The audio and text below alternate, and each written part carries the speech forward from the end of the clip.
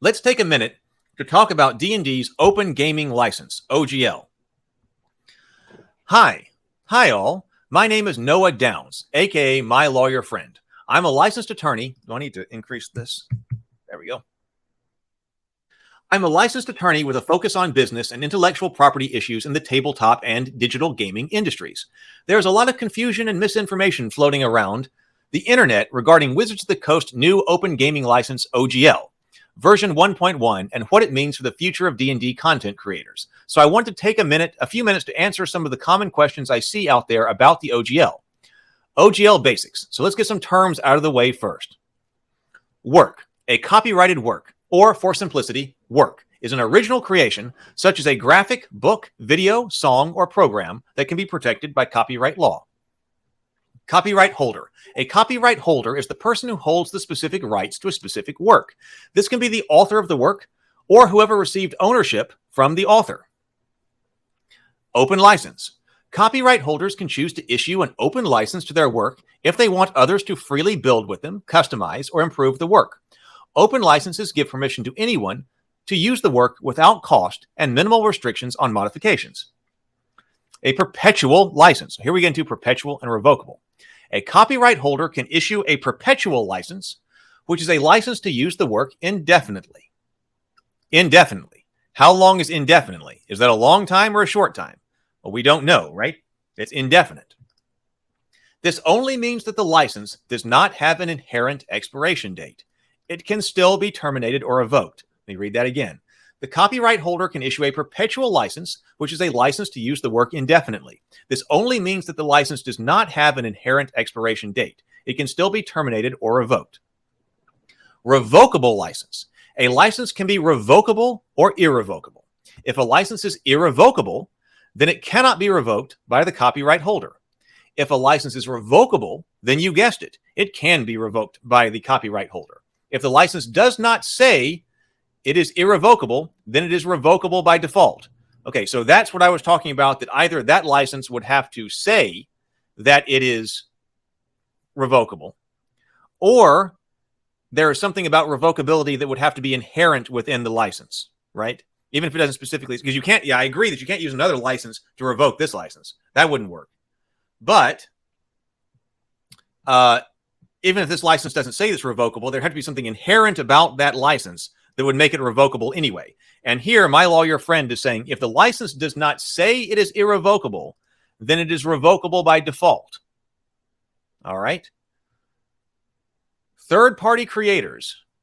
Third-party creators in this case are individuals or companies that make their works based on copyright holders' open license to a work. Okay?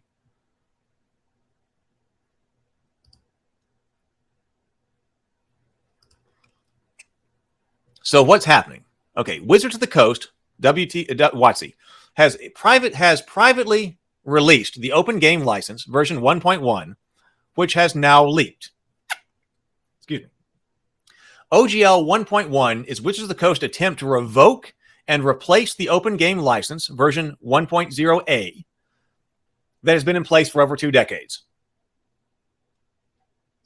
The OGL 1.0A is perpetual, but not irrevocable, open license that allowed third-party creators to build a thriving tabletop industry that we have all enjoyed, from players to publishers and everyone in between. So he's saying the OGL is a perpetual, but not irrevocable, open license. Companies such as Paizo, Alchemy RPG, Kobold Press, Hit Point Press, The Griffin Saddlebag, DM Dave, Loot Tavern, and many more have sprung up or experienced significant growth because of the terms of OGL 1.0A. OGL 1.1 is not an open license, although Wizards of the Coast tries to claim that it is. It's a severely restricted set of licenses, commercial and non-commercial, that grant Wizards of the Coast broad rights to the works of third-party creators and requires incredibly high royalty percentages. We were just talking about that. The 20 to 25% is an incredibly high royalty percentage in exchange for continuing to create.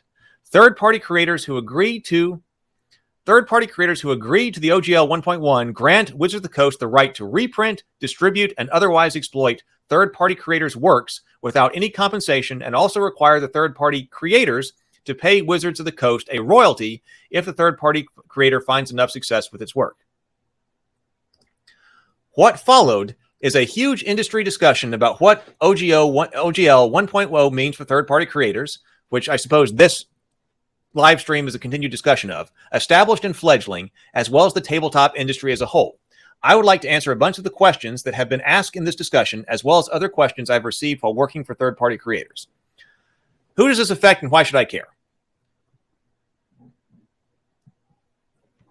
OGL 1.1 affects companies, creators, and fans alike. Virtual tabletops such as Alchemy RPG and Foundry VTT will be unable to host D&D content and modules at all, which will only be available on Roll20 or Fantasy Grounds. Oh, really? No, that's interesting. I didn't know that. We were talking about Roll20 before. So, and it did say that some of the larger VTTs already have different agreements with Wizards in place. So this says that will only be available on Roll20 or Fantasy Grounds. So I guess those are two of the virtual tabletop things that have other agreements already in place with Wizards of the Coast in order to host D&D stuff. So that's interesting. And as we said, that Roll20 is the one who owns the open bookshelf system. And we just found out in the stream that that runs the DM Guild as well as Drive-Thru RPG. So I guess it would make sense that Roll20 then would have some type of license to be able to use information, D&D stuff on their virtual tabletop software. Third-party, I'm not as familiar with Fantasy Grounds. I haven't ever used that. Third-party creators such as the Griffin Saddlebags, DM Dave, Loot Tavern, and Mage Hand Press are also subject to those fees, but in addition, risk losing control of the work they make to Wizards of the Coast. D&D-based Kickstarters will also be subject to a royalty that makes them all but unfeasible. Especially if you hit a certain level of funding, if you actually are successful. All of this only serves to chill and limit the growth of the tabletop economy and community, limiting the amount of D&D content made by third-party creators for fans, and serving as a gatekeeping measure for the industry and hobby as a whole. So that's what I would say, that if I'm thinking about writing stuff and putting stuff out, yeah, I would say chill and limit is definitely the kind of thing I'm thinking of. But that just means I got to work on Fated Edge some more, or use other systems that are more generous. I am a third-party creator. Should I sign OGL 1.1? I cannot tell you whether to accept OGL 1.1 or not, but I can supply you with information to help you make your decision. Here's a breakdown on important points. Any third-party creator that signs OGL 1.1 will be bound by the terms of OGL 1.1 as currently written and subsequently updated. Agreeing to OGL 1.1 means that you have to, 1, report what works or your community are making to Wizards of the Coast. 2, report revenue from your works to Wizards of the Coast if above $50,000, and pay Wizards of the Coast a 25% royalty, huge royalty, on revenue over a certain threshold, currently $75,000 for your works. You will own your own content and works and can distribute them to certain places. However, Wizards of the Coast will receive a perpetual, irrevocable right to use your works and to allow others to use your works without additional payment to you. This would allow Wizards of the Coast to publish these works in places you would not be allowed to, and will allow others to do the same. Your works are the core of your business, and it would be generally a bad idea to give someone else near unlimited unlimited access to your business. That right there is undeniably true, right? You're talking about something like, oh, well, should I do this? Oh, no, right. And will my friends do this? No, they will not. The people who I know who are working on their own worlds and their own IP and their own stories and their own tabletop games would never allow that to happen. Wait, $750,000 sounds like a lot. Doesn't this only affect a few large companies?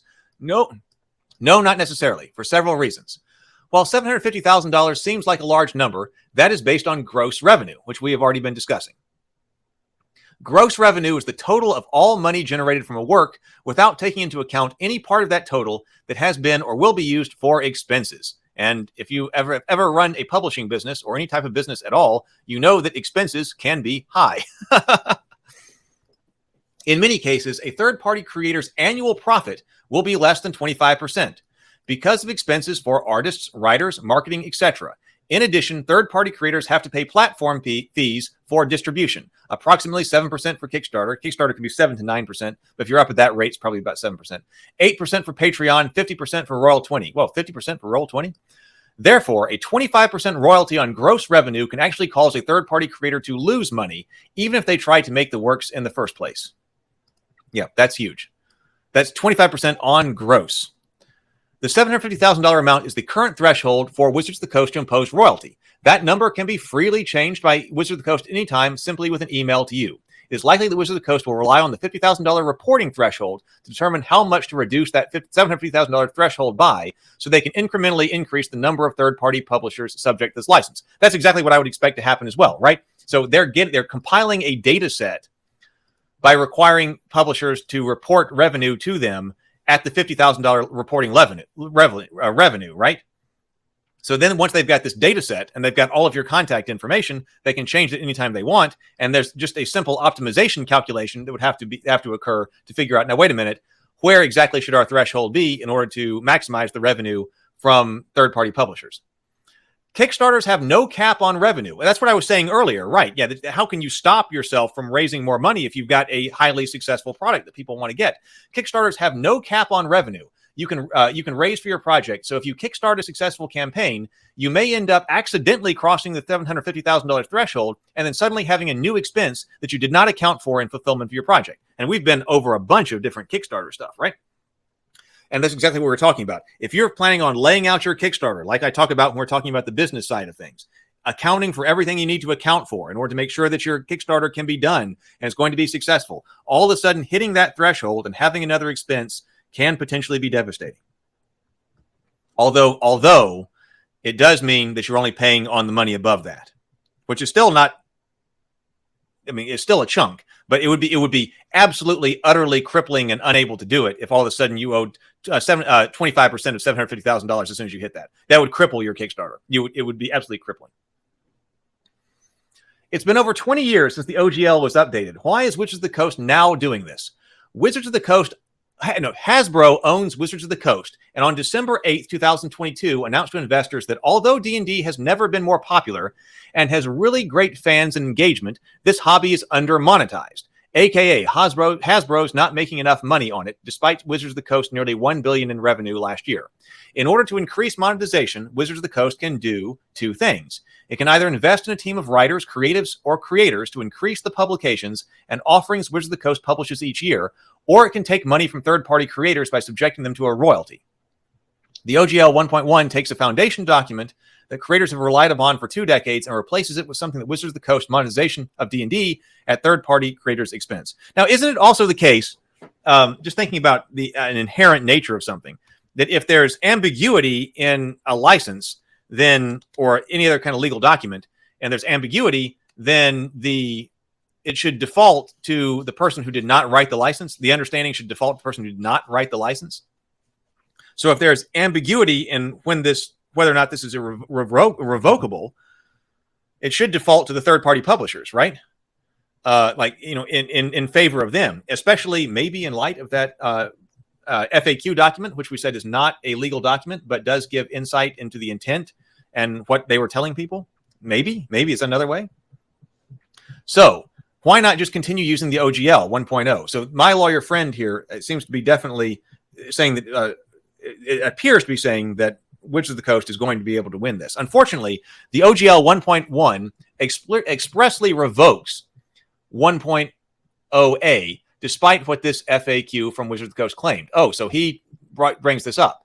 So that's what we say in the FAQ. He says, I do believe that there are potential legal challenges to the revocation of the OGL 1.0a, especially given the length of time third-party creators have relied upon OGL 1.0a and the speed at which Wizards of the Coast has taken action to revoke it. However, these challenges would have to take place in court. So it's right, and that's expensive and time-consuming, and many third-party smaller publishers won't be able to endure that. And some of the larger ones might get deals to keep that from happening. So I have to say. So if I'm a third-party creator, I have to agree to 1.1, OGL 1.1, if I wanted to continue to make licensed content using Wizards of the Coast is claiming to own. Correct. That's what Wizards of the Coast is saying. And if I don't, am I at risk of getting sued? Yep. That sucks. You're not wrong.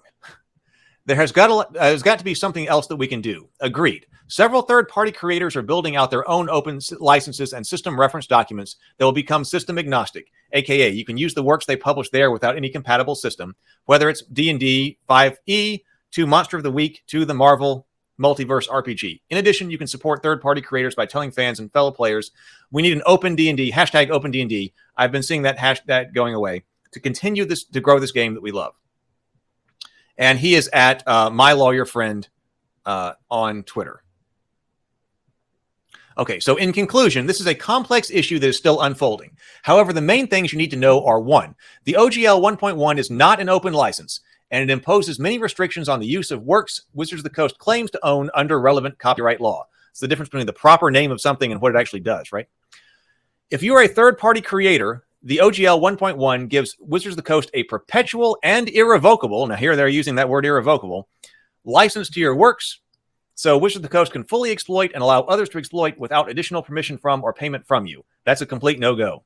I want to get on. I'm going to message some of my friends who are doing OGL publishing and see what they say. And then, like, if we can have a conversation on stream later, different stream later, if this comes to fruition, we can have that conversation.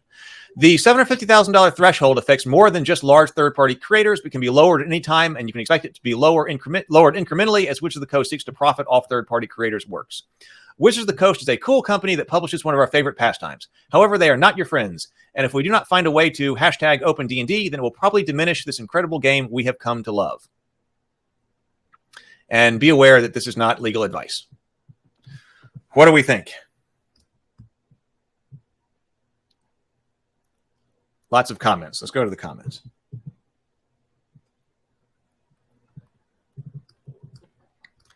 Chaos Incarnate says, I like they're at least honest in their vocabulary with exploit. We are going to exploit your work. Guitar Guy Nick says, honestly, Fantasy Grounds and Roll20 are the worst VTTS. It's a shame they didn't come up with a deal with Foundry. I tried tweeting the CEO of Wizards of the Coast to fix that. I didn't expect this response. Sigh. Oh, is there a...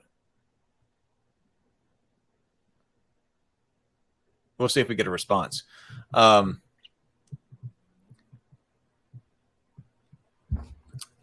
used Roll20. I don't have a whole lot of experience with the different VTTs. Building Persephone says, I believe that Foundry is at least partially open software with community-created modules like the ones that import D&D Beyond content. Yeah, it's not all D&D stuff, right? It's just saying that maybe... Oh, you're talking about Foundry here. So Foundry is the one that does not have the license. Kilo says, after reprinting Magic the Gathering cards that were on the reserve list last year and now revoking the OGL 1.0A, WotC has lost all integrity and seriously damaged their credibility going forward. Grimhild says, if OGL 1.0A goes away, Wizards of the Coast may send a cease and desist order to Foundry to remove the 5th edition SRD support. Could be. And Building Persephone says, yes, and they would make them pay a royalty for anything they could even marginally interpret to be infringing on those licenses. Yep. Is that gross per year or since forever? That's gross per year, Cal. I believe we said that's in a calendar year. So that's talking about how we gross per calendar year annually. Yeah.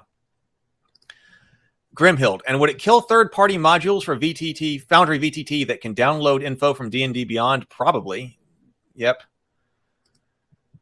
It's going to kill D&D on Foundry, period. I got to check out Foundry. I don't know anything about it. EOL for all unofficial VTTs. Funneling players to pay to flare official VTTs. Oh, and DM's Toolbox here says, I'm a Foundry developer, so yeah, this sucks. I got to find out more about this. That sucks. Well, and that was covered in this document, right? This sucks. Yep, you're not wrong. Grimhild says, and removing access to 5e would really hurt Foundry VTT, which has a much better features than Roll20 or other VTT I know of, and will be a direct competitor to the upcoming Wizards of the Coast VTC. Well, then probably they want to take it out. Although I don't think DM's Toolbox says, I don't think it's a direct competitor because there are very different styles of VTT, but it would definitely hurt them bad. Foundry VTT should be very careful about accepting the terms of the OGL 1.1. I guess they probably won't if everybody's saying here.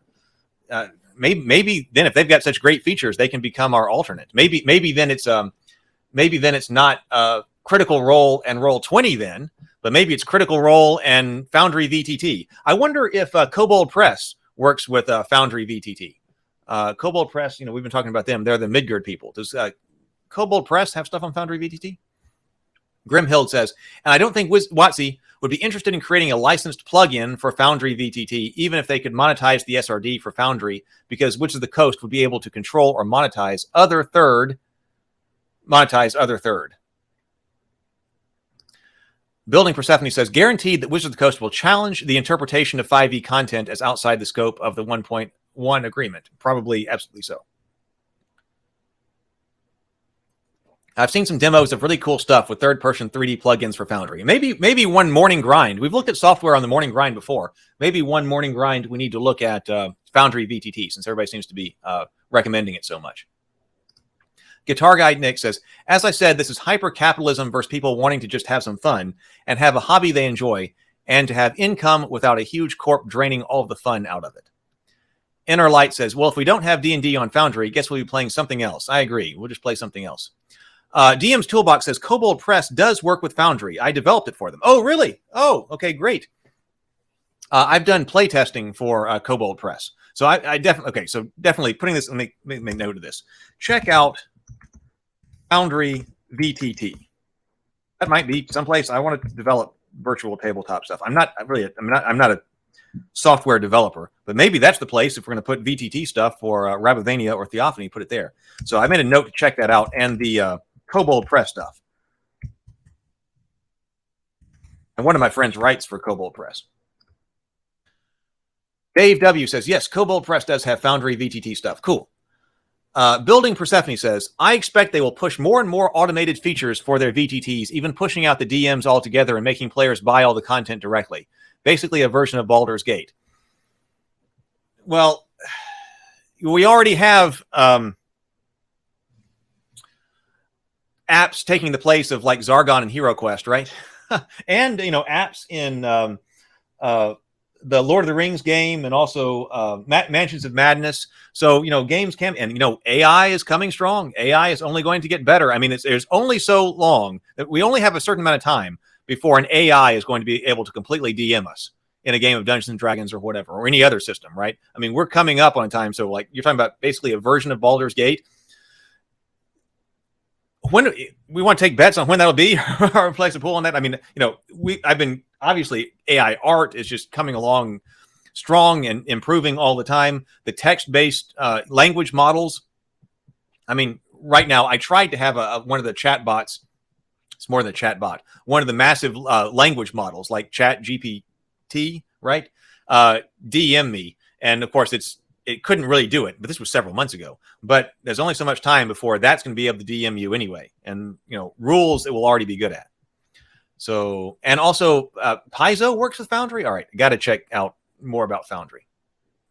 Guitar Guy Nick says, I can give a tutorial on Foundry if you like. If people want that, would be a good place to put out in the Discord server. DM Toolbox. I do reviews of all their books and have run their games at GameCons. We're talking about Kobold Press here. They have a pretty good relationship with Kobold Press. I know several of their writers as well. Jose Paizo are partners with Foundry. This is interesting. Feel free to hit me up offline if you want to talk Foundry stuff. I'm in the Discord now too. Okay, excellent. Will do. I'll check. I want to check this out and figure out exactly what it's out, because people keep telling me do virtual tabletop stuff, and I just haven't. I'm playing a hex crawl game with AI right now. Interesting. Guitar Guy Nick, just FYI, AI doesn't really exist. Machine learning does, but AI does not. Well, this is not. I mean, I understand the distinctions between these terminologies that Guitar Guy Nick is trying to make here, and we have deep learning.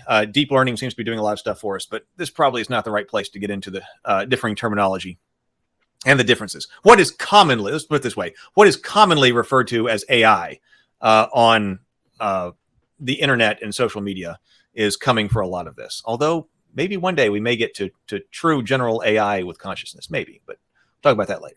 Frank B says, if I wanted to play a video game, I'd play a video game.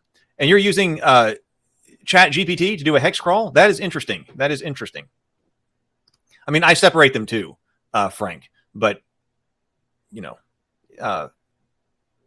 there's undoubtedly a blending coming. But there will still be those people who are like, no technology at the gaming table. Please do. Please do post the results in the Discord once I'm done experimenting. I would love to know what's going on there. 45 thumbs up. Oh, let's write that. If yes, thank you. So that is a record for thumbs up on the morning grind. 45 thumbs. So if you are here and you haven't hit thumbs up, please do. That would be awesome. We are now at a record. Thank you. I'll drink to that. It's coffee, but you still deserve it. Okay. Well, see, Bernard says, not really concerned about all of this. It's pretty clear that this license issue will only affect 6E third-party material going forward. Well, that's what's being discussed.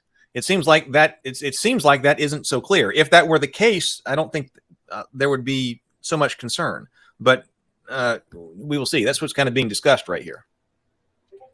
Yeah, I was about to say that.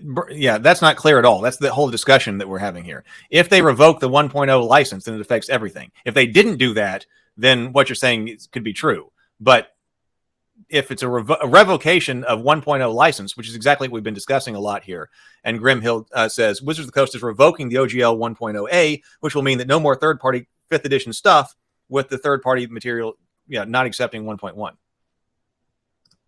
Bernhardt says there have been many responses from lawyers, including from Roll 4 Combat, who leaked it initially, and it's close to impossible to do that. Well, that's exactly what the discussion is. That's exactly what the discussion is. But there, so we've been having on this this stream.